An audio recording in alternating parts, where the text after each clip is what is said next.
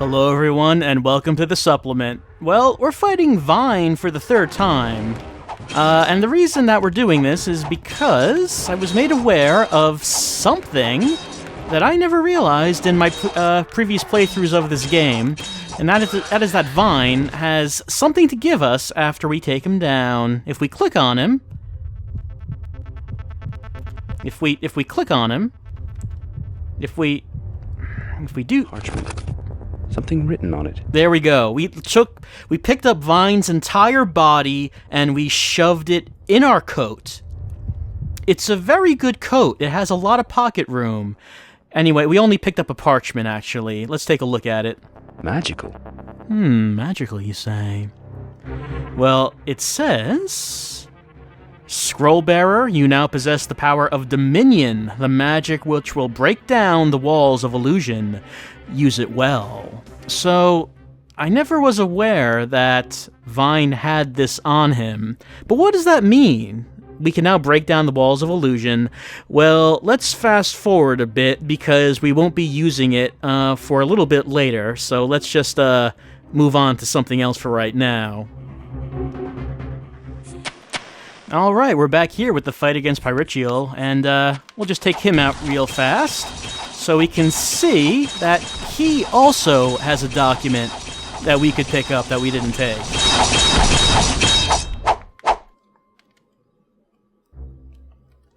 When it comes to sword versus flamethrower, it seems that sword wins.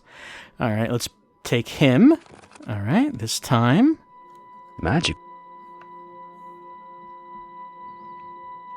His document says, Scrollbearer, you now possess the magic of Perdition Shield, the power of which will protect you from purging fire. Use it well. Alright, Perdition Shield, and we can use it against fire. So what do these two documents do? It'll become apparent when we go fight Bile. Let's just get right back in there.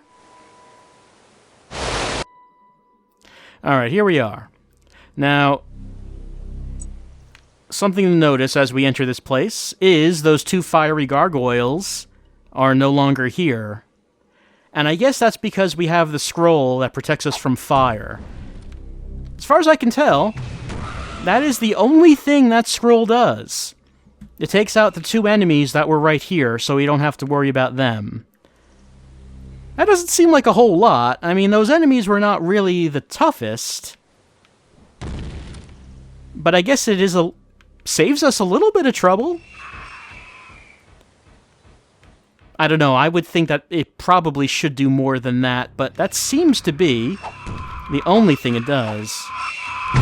We have to still deal with these guys. Alright.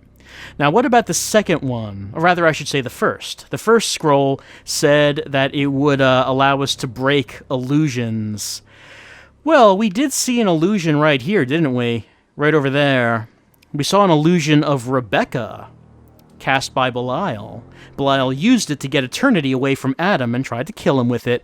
What happens if we approach the stone, now that we are protected against illusions?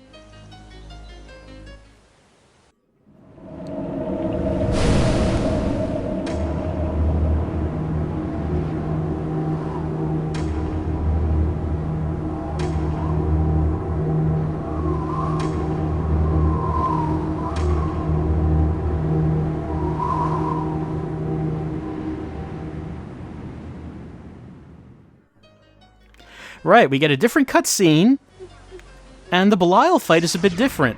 He no longer has Eternity because he wasn't able to take it from Adam. Now, he has a staff. It looks like Florentine's staff, but the shot looks different. It's not quite the same. But the fight is pretty much the same as he stands there and shoots, and we can just hide behind this stone. So yeah, different cutscene and a slightly different fight. By the way, this is also what happens if we did get the illusion, but we chose not to help Rebecca. Because we did get that choice, remember? We could have left her here. If we made that choice, we would have gotten the same cutscene. Adam walks away, Belial appears, and we fight. And I don't think in that case we actually find out that that was just an illusion.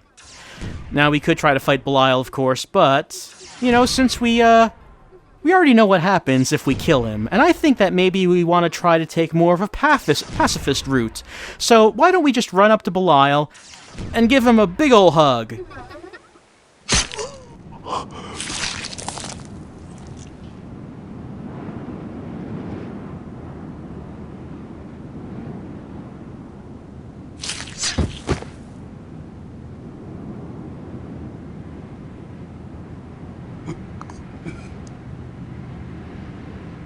There is no armor against fate, Adam.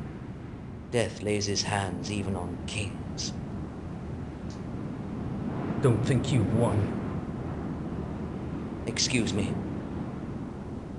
I said, don't think you won. It isn't a question of winning, Adam. It's a question of dying. And you are dying.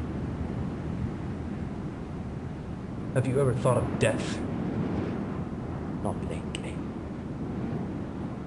I thought you'd say that.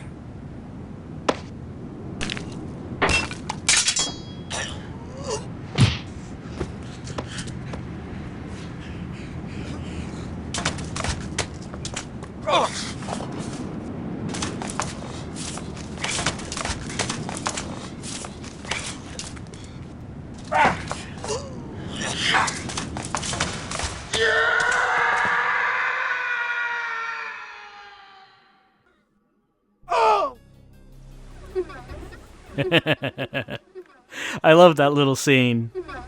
It's a little fight scene between Adam and Belial. Okay, first of all, it makes no sense that he would be able to stab you with Eternity if he never got Eternity from you, but he can, but the only reason you would have run up to him like that is if you were going to try to melee him with Eternity.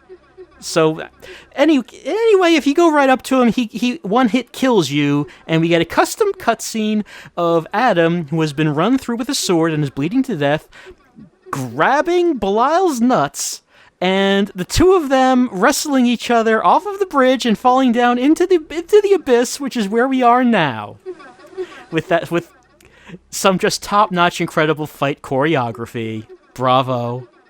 Bravo. So that's, I really like that little scene. It's totally optional. You know, if you never thought to try to run up right against Belial, you would never see that. But, okay, so that's how else that Belial fight can go. And with this child's voice constantly laughing at us as we lie at the bottom of the abyss, I think now it's time. Let's see if any of the observations have been updated. Let's take a look at that. All right, looking at the observations, it looks like there's only one that's been updated, but it's the obvious one. It's Belial. Let's see what Adam now has to say about him. Into the abyss for all eternity. Eternity is what he wanted. Eternity is what he got. All these years in pursuit of the Shrive, manipulating and butchering innocents, experimenting with the branding chair in the mausoleum, poor souls. Fashioning gloves from their part-branded hands. How many died just so he could touch the Shrive? Well, they can rest in peace now. There's no return from the abyss, even for a demon. Now it's your turn, Florentine. Your lieutenant was no match for Eternity. I'm coming to finish what you started. Actually, Belial was no match for a handgun, which is what we used in the canon playthrough. But yes, now we found out a little bit about how Belial got his gloves. Apparently, he was bringing people down to the Bone Throne and forcing them in it. And even though those people were not the chosen one, apparently their hands got partway branded. And some people had suggested earlier on in the playthrough that newspaper clipping that we saw about dermatologists disappearing probably had to do with Belial forcing them to fashion the gloves. And that seems to be what's happened.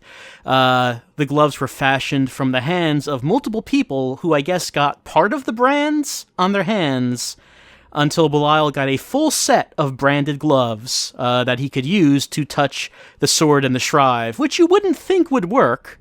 Apparently Florentine did not think that would work, because that sounds silly, but no, that actually did work. You don't actually have to be the chosen one, you just have to have the hands, or the gloves for your hands. But that's it for Belial. He's no more. We've taken him out, and next time, we're gonna end it all. We're gonna go after Florentine and see what happens in this gathering that we've heard about, and that the whole game has been leading up to. I'll see you next time for one final supplement.